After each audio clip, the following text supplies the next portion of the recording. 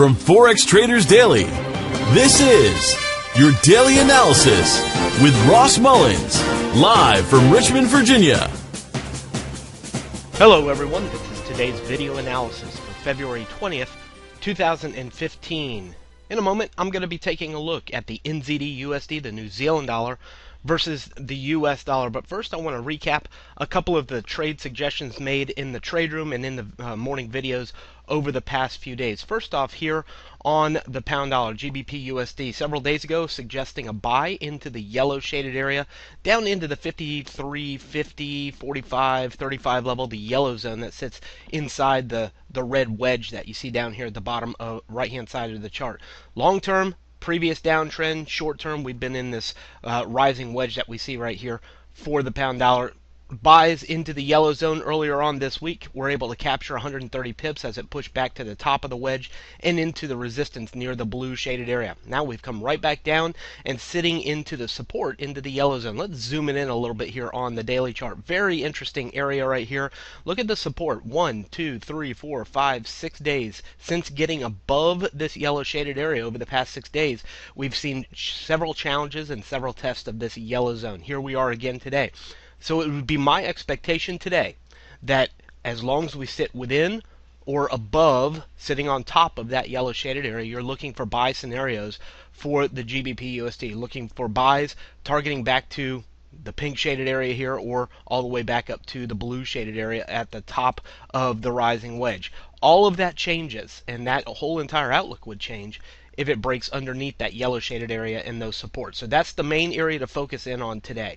Within or above the yellow zone, you look for it to continue to pressure back higher again inside our period of congestion. A breakout of that congestion to the downside will look for a change of the trending pattern and likely looking for it back down here into the mid to low 5200. So that's what I'll be focusing on the pound dollar today. Next, looking over to the USD JPY, the US dollar versus the Japanese yen. This was the trade suggestion from yesterday's video, buying into the purple shaded area near the 118.70 level. The buys that I was in was able to see profit as it pushed all the way back up into the green shaded area, looking at resistance 40 to 45 pips, protecting that trade, not allowing it to go negative again. The market came back down, and here we are settled down back into the purple shaded area.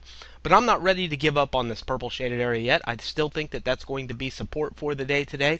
So I've actually re-entered that trade again here into the purple zone and into the 118.60s now in that trade one more time. And I'll point you back to a similar scenario that we've seen over the past several weeks here for the US yen. And that's down here into this orange shaded area. Now I know it's a little bit wider and there's a stronger area of support right there. But take a look right here. There were multiple attempts. 1, 2, 3, 4, 5, 6, 7. You can probably count that many attempts down here into this orange shaded area, and eventually the market took hold. We got non-farm payrolls, and it took off in the direction of the trend. So take a look at this area, the orange shaded area, and the price action in there, and the multiple opportunities we took for buys into that orange zone, capturing profit back to the purple zone. Similar scenario now, I believe, here into the purple zone. As long as it sits within or on top of it, I would be continuing to focus my efforts on buying. The only thing that changes that, of course, is a breakdown underneath there. If it gets under the purple zone, 118.40,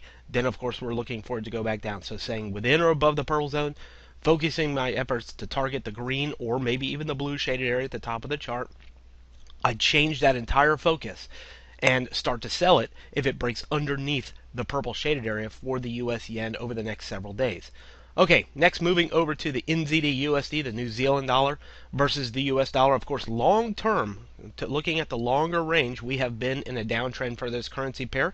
Short term, just looking along the red trend line, we've been in an uptrend. So downtrend long term, short term uptrend along the red trend line. So for the time being, we are focusing a little bit of our efforts on buying on top of support in the direction of our short-term uptrend.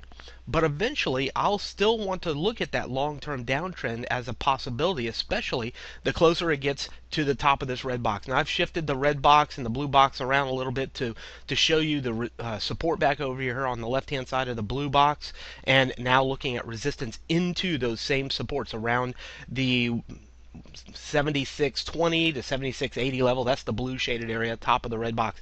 And it also comes in contact with this blue trend line coming down from the top, and also kind of hard to see it because it's sitting right on top of it, but the 100-day moving average sits right about right here into the 7720 level. Of course, over time that could drift a little bit lower. 100-day moving average, long-term downtrend coming right in contact, close contact here now into the mid to upper 7600s along with the blue trend line, along with the blue shaded area. All right, so that's a long-term viewpoint. Blue trend line, red trend line. That's kind of the 30,000 foot view of this currency pair.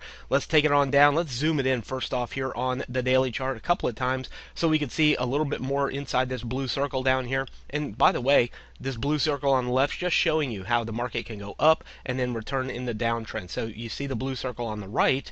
Now we're seeing the market go up. Zoom it in one more time. We've sat down on top of this yellow shaded area over the past couple of days as support. And we mentioned this in the trade room yesterday, and I'm still holding the buy from the 75.25 level, top of the yellow shaded area. If you're looking for a new buy today, I think as long as it stays within or above this yellow zone, this is the buy scenario. Even dips back down on top of the yellow zone become a buy scenario, and we're going to target back to the blue shaded area, the blue trend line, the 100-day moving average, these historical supports. We're targeting back to the 7620 level. So that's what I'm doing today. Above the yellow zone, we're targeting the blue zone. The only thing that changes that entire scenario is that it breaks back underneath the yellow shaded area, maybe even getting underneath that red trend line. Then we're falling back down to the green, or maybe even lower, the pink or the blue shaded areas at the bottom of the chart. So within or above the yellow zone, which is 75.25 down to 74.95 or so, as long as it stays within or above that, we're targeting the blue zone back into the low to mid 7600s. Underneath the yellow zone, we get out of those buys and possibly take sales, targeting back down to the green shaded area into the mid to low 74s. Interesting, last weekend's gap, there's a gap from last weekend sitting here, still has yet to be satisfied. Market hasn't come back to fill that gap. Definitely something we'll keep note of over the next several days, but I'm not going to worry about that as long as it stays above this yellow zone. I'm going to look for the market to continue this bullish pressure, targeting back to the 7600s for the New Zealand dollar today.